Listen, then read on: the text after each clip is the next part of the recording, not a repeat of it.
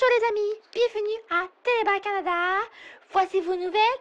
Pour commencer, nous allons parler avec Barberine Beausoleil, notre envoyé spécial au nord du Québec, qui va nous parler de la mine Raglan et ses améliorations. Bonjour Madame Barberine.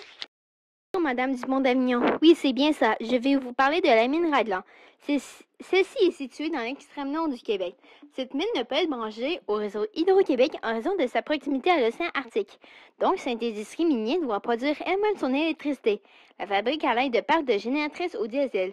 Le coût de l'alimentation de ces génératrices représente le deuxième plus important centre de coût. Deuxième, imaginez ça, hein? Elle consomme par année 48 millions de litres diesel. Cette consommation amène aussi une libération de 100 000 tonnes de gaz à effet de serre chaque année.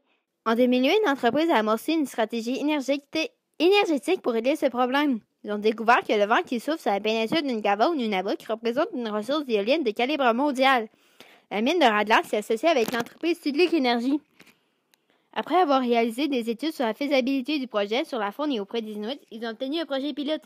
Les pièces de l'éolienne ont été fabriquées par Enercon en Allemagne. Cette éolienne de 3 MW allait avoir 30 étages, mesurer plus qu'à la Statue de la Liberté. Elle pesait 600 tonnes. C'est lourd, ça! Il sera aussi équipé de palmes chauffantes qui permettra d'enlever le givre. Il sera capable de rester jusqu'à moins 40. Par exemple, si la température s'élève plus, elle s'arrêtera automatiquement et reprendra ses activités dès que la température descendra à moins 35. Elle remplacera 4% de la consommation de diesel, ce qui représente 2,4 millions de litres diesel et 550 tonnes de gaz à effet de serre.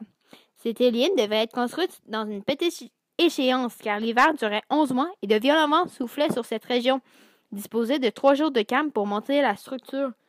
L'éolienne fut construite du 4 août au 7 août 2013. Les travailleurs ont dû travailler durant le jour et la nuit, prévoient même d'en construire d'autres. C'est ça qui conclut notre reportage. Merci de votre écoute et je vous souhaite une belle journée et à bientôt!